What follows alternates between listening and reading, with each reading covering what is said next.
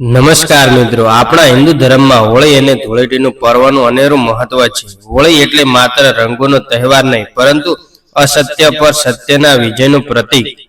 ભક્ત પ્રહલાદની ભક્તિ અને હોળિકાના દહનની કથા આપણે સૌ જાણીએ છીએ.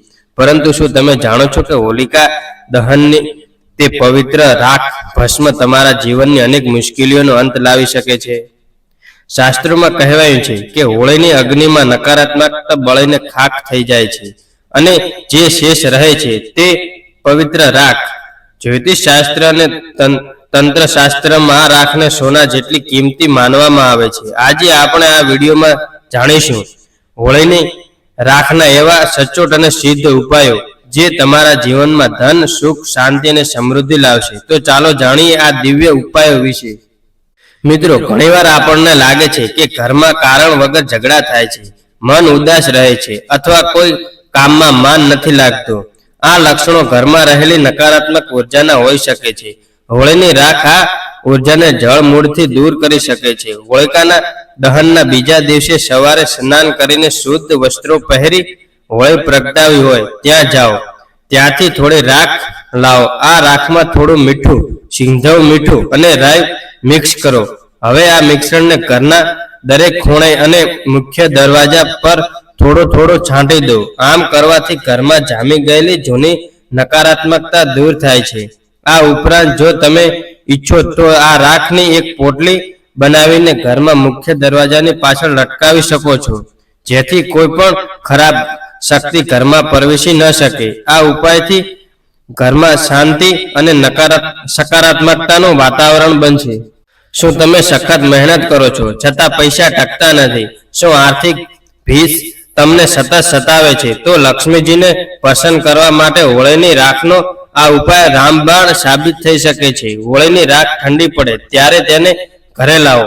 એક લાલ રંગનું રેશમી કપડું લો, તેમાં મુઠ્ઠી ભરી હોળીની રાખ, 7 ગોમતી ચક્ર અને 7 કોડી મૂકો. લક્ષ્મીજીને પ્રિય છે. હવે આ પોટલીને લક્ષ્મીજીના ચરણોમાં મૂકીને પૂજા કરો. પૂજા કર્યા બાદ આ પોટલીને તમારી તિજોરીમાં, ગલામાં અથવા જ્યાં તમે પૈસા અને દાગીના રાખો છો ત્યાં સ્થાપિત કરો. એવી માન્યતા છે કે હોળીની રાખમાં અગ્નિદેવ અને હોળિકાની શક્તિ હોય છે જે ધનને આકર્ષિત કરે છે. આ ઉપાય કરવાથી બિનજરૂરી ખર્ચાઓ અટકે છે અને આવકના નવા સ્ત્રોત ખુલે છે. વર્ષભર તમારી તિજોરી ભરેલી રહે છે. પહેલું સુખ તે જાતે નર્યા. જો સ્વાસ્થ્ય સારું ન હોય તો આ બધું નકામું છે. ઘણીવાર લાંબી બીમારીઓ દવા કરવા છતાં મટતી નથી.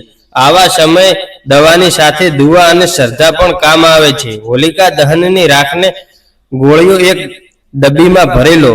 જે વ્યક્તિ ઘરમાં સતત બીમારી રહેતી હોય અથવા જેને માનસિક તણાવ રહેતી હોય તેને રોજ સવારે સ્નાન કર્યા પછી આ રાખનું તિલક કપાળ પર અને ગળાના ભાગે કરવો જોઈએ.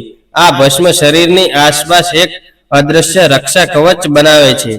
ખાસ કરીને જે લોકોને રાતે ડરામણ સપનાઓ આવતા હોય તેઓ જો રાતે સૂતી વખતે ઓશિકા નીચે પડીકામાં થોડી રાખ રાખે તો તેમને શાંતિથી ઊંઘ આવે છે અને ડર દૂર થાય છે.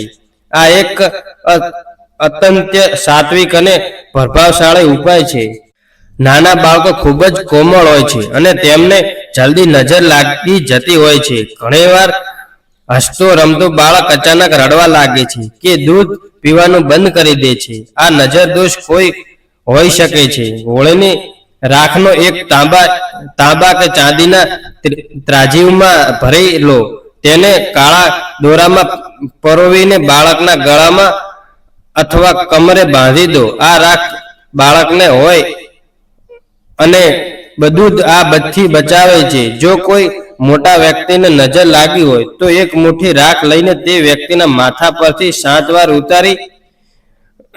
ઉતારીને તેને વહેતા પાણીમાં પધરાવી દો અથવા 4 રસ્તે નાખી દો. આ ક્રિયા કરવાથી નજરથી અસર તુરંત ઓછી થઈ જશે અને વ્યક્તિ હળવાશ અનુભવે છે. ઘરનું વાસ્તુ જો બરાબર ન હોય તો પ્રગતિ અટકી જાય છે. તોડફોડ કર્યા વગર વાસ્તુ દોષ દૂર કરવો હોય તો હોળીની રાખ શ્રેષ્ઠ માધ્યમ છે. તમારા ઘરમાં અગ્નિ ખૂણામાં વાસ્તુ દોષ હોય તો ત્યાં લાલ કપડામાં હોળીની રાખ બાંધીને મૂકી દો. જો મુખ્ય દ્વાર પર કોઈ વેદ કે દોષ હોય તો હોળીની રાખમાં થોડો ગુલાલ મિક્સ કરીને પૂનમના દિવસે ઉંબરા ઉપર સ્વસ્તિક બનાવો. આ પ્રયોગથી ઘરની દિશાઓ સંતુલિત થાય છે અને વાસ્તુ પુરુષ પસંદ થાય છે. આ ઉપાય ખાસ કરીને એવા ઘરો માટે છે જ્યાં સતત કંકાસ રહેતો હોય. હોળીની રાખ ઘરના વાતાવરણને શુદ્ધ અને પવિત્ર બનાવે છે. કુંડળીમાં શનિની સાડાસાતી કે ઢૈયા ચાલતી હોય અથવા રાહુ કેતુ પરેશાન કરતા હોય ત્યાં જીવન સંઘર્ષમય બની જાય છે. હોળીની રાખનો ઉપાય તમને ગ્રહોથી પીડામાંથી રાહત આપી શકે છે. હોળીની રાખમાં થોડો સરસવનું તેલ મિક્સ કરો. શનિવારે આ મિશ્રણનો તિલક હનુમાનજીને કરો અને પછી તે જ તિલક તમારા કપાળે કરો. બીજો ઉપાય એ છે કે શિવલિંગ પર હોળીની ભસ્મનો અભિષેક કરવો. હોળી એ શિવ અને શક્તિ બંને સાથે જોડાયેલો તહેવાર છે. શિવલિંગ પર ભસ્મ ચડાવવાથી રાહુ અને કેતુના દુષ્પ્રભાવ શાંત થાય છે. જે લોકોના કામ વારવાર અટકી જતા હોય તેમણે આ ઉપાય અવશ્ય કરવા જોઈએ. શું તમને નોકરીમાં પ્રમોશન નથી મળી રહ્યું? શું તમારો ધંધો મંદીમાં ચાલી રહ્યો છે? તો વ્યવસાય વૃદ્ધિ માટે આ ઉપાય અચૂક અજમાવો. એક પીળા કપડામાં હોળીની રાખ, 11 આખા ચોખા અને એક સોપારી લો. તેની પોટલી બનાવીને તમારી દુકાન કે ઓફિસના મુખ્ય દરવાજાની અંદરની બાજુએ લટકાવો. દર પૂનમે આને ધૂપ દીપ બતાવો. જો ઇન્ટરવ્યુ માટે જોઈ રહ્યા હો તો હોળીની રાખનું આછું તિલક કરીને નીકળો. આનાથી તમારામાં આત્મવિશ્વાસ વધશે અને સામેવાળી વ્યક્તિ પર તમારો સકારાત્મક પ્રભાવ પડશે. હોળીની રાખ કાર્ય સિદ્ધ માટે ખૂબ જ શક્તિશાળી માનવામાં આવે છે. મિત્રો, આ હતા હોળીની રાખના કેટલાક અચૂક અને શાસ્ત્રોક્ત ઉપાયો. યાદ રાખો, કોઈ પણ ઉપાય ત્યારે જ ફળ આપે છે જ્યારે તે પૂરી શ્રદ્ધા અને વિશ્વાસ સાથે કરવામાં આવે. હોળીના પવિત્ર અગ્નિમાં તમારી બધી ચિંતાઓ હોમી દો અને આ ભસ્મનો ઉપયોગ કરી જીવનને સુખ બનાવો. જો તમને આ માહિતી ઉપયોગી લાગી હોય તો વિડીયોને લાઈક કરજો અને તમારા સ્નેહાધીઓને સાથે શેર કરજો.